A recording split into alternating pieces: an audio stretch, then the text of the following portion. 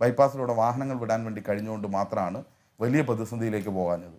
അങ്ങനെ പിന്നീട് പോലീസ് പറഞ്ഞിട്ടും പിരിഞ്ഞു പോകുന്നില്ല. അങ്ങനെ ഒടുവിൽ അവരെ പോലീസ് മാറ്റേണ്ട സാഹചര്യത്തിലേക്ക് വന്നു. അങ്ങനെയാണ് കഴിഞ്ഞ ദിവസം രാത്രിയിലെ സംഭവങ്ങൾ അവസാനിക്കുന്നത്. അപ്പോഴും ഇടതുപക്ഷത്തിൻ്റെയും SFIയുടെയും CPMൻ്റെയും എല്ലാം പ്രവർത്തകർ പോലീസിൻ്റെ നിർദ്ദേശമനുസരിച്ച് പൂർണ്ണമായും ഒഴിഞ്ഞു പോകാൻ വേണ്ടി പറഞ്ഞു, ഒഴിഞ്ഞു പോകുന്ന നിലപാട് സ്വീകരിച്ചു. ഇതിൻ്റെ മറവിൽ ഒന്നുമില്ലാതെ ഒരു ഹർത്താൽ പ്രഖ്യാപിക്കപ്പെടുന്നു. പേരാമ്പ്രയിലെ വ്യാപാരി സമൂഹം എല്ലാ സംഘടനകളും ഒരുമിച്ച് ആ ഹർത്താലിനെ എതിർത്തു. എന്നാലും ഏത് ഈർക്കിളി സംഘടന ഹർത്താൽ ആഹ്വാനം ചെയ്താലും അത് നടക്കുന്ന സാഹചര്യം ഉണ്ടാകും. അതിൻ്റെ മറവിൽ നിന്നുകൊണ്ട് പഞ്ചായത്തിലേക്ക് പോയി പഞ്ചായത്ത് പ്രസിഡന്റിനെ ആക്രമിച്ചു. പഞ്ചായത്ത് പ്രസിഡന്റിനെ ആക്രമിക്കാനിടയായ സാഹചര്യം എന്താണ്? ഷാഫിക്ക് ഒരു ചെറിയ പ്രശ്നം പേരാമ്പ്ര പഞ്ചായത്ത് പ്രസിഡന്റ് VK പ്രമോദുമായി ബന്ധപ്പെട്ടുണ്ട്. അതെന്താണെന്ന് വെച്ചാൽ ഷാഫി കഴിഞ്ഞ ആഴ്ച പേരാമ്പ്രയിൽ ഒരു ഉദ്ഘാടനം നടത്തി. ആ ഉദ്ഘാടനം എന്ന് പറയുന്നത് ഒരു കുടുംബത്തിന് വീട് കൈമാറ്റം ചെയ്യുന്ന, കോൺഗ്രസ് നിർമ്മിച്ചു കൊടുത്ത ഒരു വീടിൻ്റെ താക്കോൽ കൈമാറുന്ന പ്രവർത്തനമായിരുന്നു. വെങ്ങപ്പറ്റ എന്ന് പറയുന്ന പ്രദേശത്ത് പ്രീത അശോകൻ ദമ്പതികളുടെ വീട് കൈമാറ്റമാണ്. വലിയ പോസ്റ്ററൊക്കെ അടിച്ച് ഷാഫി കോൺഗ്രസിൻ്റെ വീട് നിർമ്മിച്ച് താക്കോൽ കൈമാറുന്നു എന്നതാണ് പ്രചരിപ്പിച്ചത്. ഈ വീട് എന്ന് പറയുന്നത് 2021 ഫെബ്രുവരി 9 പേരാമ്പ്ര ഗ്രാമപഞ്ചായത്തുമായി ലൈഫ് പദ്ധതിയിൽ എഗ്രിമെൻ്റ് വെക്കുകയും തുടർന്ന് 4 ലക്ഷം രൂപ പേരാമ്പ്ര ഗ്രാമപഞ്ചായത്ത് മുഖേന ലൈഫ് പദ്ധതിയിൽ ഇവർക്ക് അനുവദിക്കുകയും ഗഡുക്കളായി അനുവദിക്കുകയും 2022 ഫെബ്രുവരി 17 ഈ വീടിൻ്റെ പണി പൂർത്തിയാകുന്ന നിലയിലേക്ക് വന്നു. അതിനുശേഷം ഈ പണിക്ക് 4 ലക്ഷം മാത്രമല്ല 26,017 രൂപ പഞ്ചായത്തിൻ്റെ വകയായി തൊഴിലുറപ്പിലൂടെ മാറ്റിവെച്ചുകൊണ്ട് ഇത്രയും തുക നൽകിക്കൊണ്ട് പഞ്ചായത്ത് നിർമ്മിച്ചു കൊടുത്ത വീടാണ്. ഇതൊരു ഉളുപ്പുമില്ലാതെയാണ് ഷാഫി പറമ്പിൽ ഉദ്ഘാടനം ചെയ്തതെന്ന് പത്രസമ്മേളനം വിളിച്ച് വളരെ കൃത്യമായി പഞ്ചായത്ത് പ്രസിഡന്റ് പറഞ്ഞിരുന്നു. അതിനുള്ള ഒരു അരിശവും മറുപടി പോലും ഷാഫി പറമ്പിലിന് പറയാനായില്ല. ഇത്രയും വലിയ കള്ളവും ഗിമ്മിക്കുമാണ് കാണിക്കുന്നത്. ഒരു മറുപടി ഇന്നുവരെ പറഞ്ഞിട്ടില്ല. കോൺഗ്രസിൻ്റെ വീടാണ് എന്ന് പറഞ്ഞ് ഉദ്ഘാടനം ചെയ്തു പോയത് ലൈഫ് പദ്ധതിയുടെ വീടാണ്. ഈ നാണക്കേട് കൃത്യമായി തുറന്നു കാണിച്ചതിൻ്റെ ഭാഗമായി പഞ്ചായത്ത് പ്രസിഡന്റിനോട് പ്രശ്നമുണ്ട്. അതുകൊണ്ടാണ് ഈ വിഷയങ്ങളൊന്നുമായിട്ട് ബന്ധമില്ലാത്ത പഞ്ചായത്ത് ഓഫീസിൽ കയറി പഞ്ചായത്ത് പ്രസിഡന്റിനെ മർദ്ദിക്കുന്ന നിലയിലേക്ക് കാര്യങ്ങൾ ഉണ്ടായത്, ആക്രമിക്കുന്ന സാഹചര്യത്തിലേക്ക് ഉണ്ടായത്. അപ്പോഴും ഞങ്ങൾക്കറിയാം ഷാഫി ഒരു ഷോ കാണിക്കും. ഇവിടെയുള്ള കോൺഗ്രസിനെയും ലീഗിനെയും എല്ലാം ഇപ്പോൾ പ്രകോപിപ്പിച്ച് ഷോ കാണിക്കാൻ വരുന്നുണ്ട്. അതിൻ്റെ ഭാഗമായി ഒരു പ്രകോപനം ഉണ്ടാകരുത്. ഇടതുപക്ഷ ജനാധിപത്യ മുന്നണി പഞ്ചായത്ത് പ്രസിഡന്റിനെ ആക്രമിച്ചതിൽ പ്രതിഷേധിച്ച് പേരാമ്പ്രയിൽ വൈകുന്നേരം 5 മണിക്ക് ഒരു പ്രതിഷേധ പ്രകടനത്തിന് ആഹ്വാനം ചെയ്തു. വലിയ തോതിലുള്ള ജനപങ്കാളിത്തം ഉണ്ടായി. അതിൽ വലിയൊരു പങ്ക് സ്ത്രീകൾ ഉൾപ്പെടെയുള്ള ആളുകളായിരുന്നു. ശക്തമായ പ്രതിഷേധ പ്രകടനം നടത്തി. ഈ പ്രതിഷേധ പ്രകടനം പേരാമ്പ്രയിൽ സാധാരണ ബസ് സ്റ്റാൻഡ് പരിസരത്താണ് പ്രകടനം അവസാനിക്കുക. അവിടെ അവസാനിച്ചു. നേതാക്കന്മാർ സംസാരിച്ചു. എല്ലാവരോടും പിരിഞ്ഞു പോകാൻ പറയുന്ന രീതിയിലുള്ള നിലപാടാണ് സ്വീകരിച്ചത്. ഈ പ്രകടനത്തോടൊപ്പം തന്നെ തൊട്ടു പിന്നിൽ UDFൻ്റെ ഒരു കൺവെൻഷൻ നേരത്തെ തീരുമാനിച്ച പേരാമ്പ്ര ഉണ്ടായിരുന്നു. ആ കൺവെൻഷനിൽ ഇറങ്ങി വന്നവരും കുറച്ച് അക്രമകാരികളായ ആളുകളും പ്രകടനമായി വന്നു. ഈ പ്രകടനങ്ങൾ പരസ്പരം അഭിമുഖമായി വന്നാൽ വലിയ സംഘർഷത്തിലേക്ക് പോകും എന്ന് മനസ്സിലായപ്പോൾ പോലീസ് ഇതിൻ്റെ നടുവിൽ ഒരു മതിൽ തീർത്തു.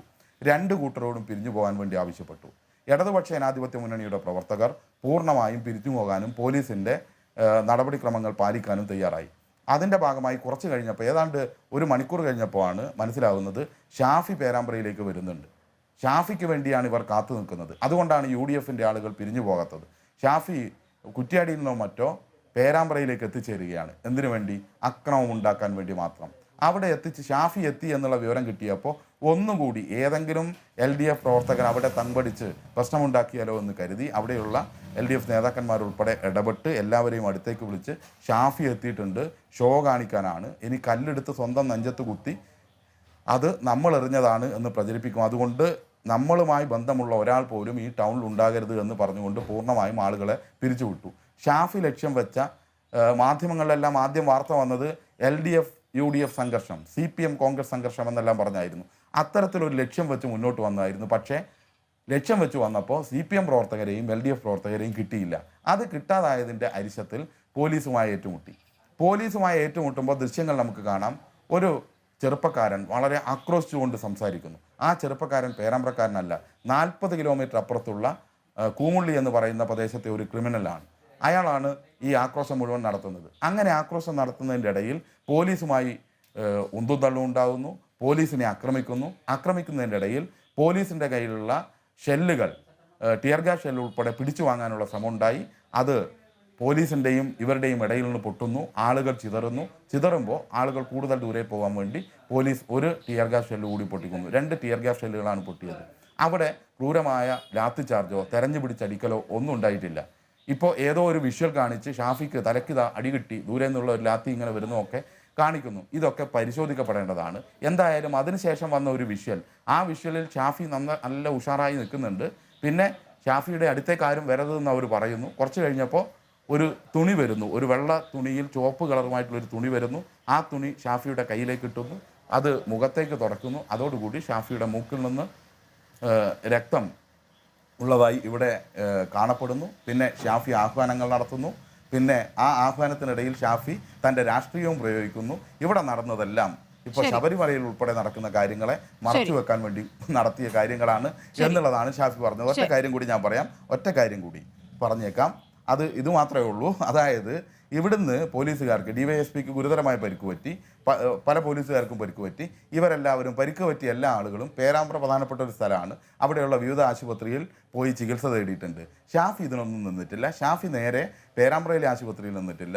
ഗുരുതരമായി 3 മണിക്കൂർ ഓപ്പറേഷൻ നടത്തിയെന്നാണ് പറയുന്നത്. ആ ഗുരുതരക്കാരൻ നേരെ പോയത് അങ്ങോട്ടാ, നേരെ പോയത് കോഴിക്കോടുള്ള 50 കിലോമീറ്റർ അപ്പുറമുള്ള ഹോസ്പിറ്റലിൽ പോയിട്ടാണ് അഡ്മിറ്റ് ചെയ്യപ്പെട്ടത് എന്നതുൾപ്പെടെ വളരെ ദുരൂഹതയുണ്ടാക്കുന്ന കാര്യമാണ്. ഏതായാലും ഒരു കാര്യം ഉറപ്പുവരുത്താൻ വേണ്ടി കഴിഞ്ഞിട്ടുണ്ട്.